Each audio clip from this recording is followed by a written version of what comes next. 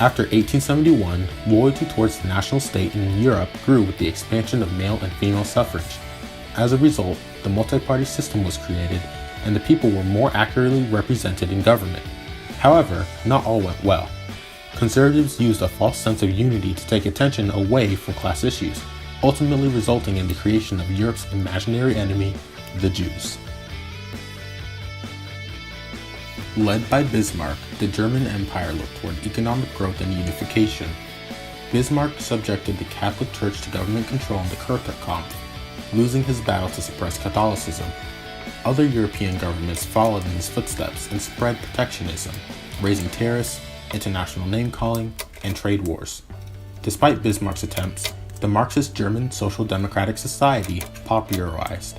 He enacted multiple social welfare programs like Social Security and work benefits to win over the working class and diffuse Marxist uprising. Unfortunately, all of the success was reversed as William II took power. Germany became more radicalized and focused on social and political reform. During Napoleon III's reign, France was divided while defending against German control. Paris tried organizing a commune as France surrendered some states to Germany, but they were then crushed by the National Assembly. Despite all of this infighting, the country luckily united under a republic with President Adolf Thiers. Through the creation of public, tax-supported elementary schools, moderate Republicans won over the next generation and greatly influenced the Western world. All the progress in bringing the country together failed as a Jewish captain, Alfred Dreyfus, was put on trial.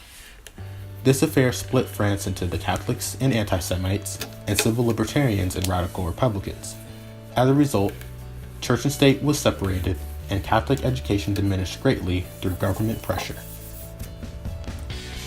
Throughout the late 1800s, Britain expanded the right to vote to almost every adult male in the country. The House of Lords rose back to power under the dominance of the Liberal Party, vetoing several measures from the House of Commons. The Liberal Party enacted multiple welfare services like unemployment benefits and national health insurance, striving to integrate people both socially and politically. With the growing revolution in Ireland during the famine, the English slowly gave freedom to the Irish peasants until completely relinquishing control. Ireland was on its way to total self-control, but the Protestants refused to live under Catholic rule. A compromise was proposed by the House of Lords, but World War I took attention away from the issue. All of this shows how much power national feeling had in the 19th century. In 1848, Magyar nationalism drove Hungarian patriots to declare the country independent, but Russia and Austria crushed it, attempting to Germanize their culture. A dual citizenship was established between Austria and Hungary, where each piece discovered its own, but shared finance and defense. The ethnic diversity within Austria caused many problems, as national antagonisms failed to subside, even with efforts by conservatives and socialists.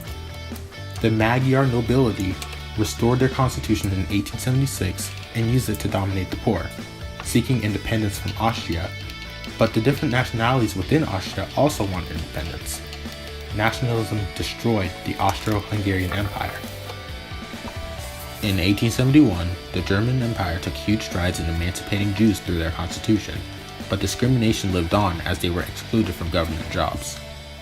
Though they couldn't become financial agents and moneylenders as was the norm, Jews took other job opportunities like medicine and the arts.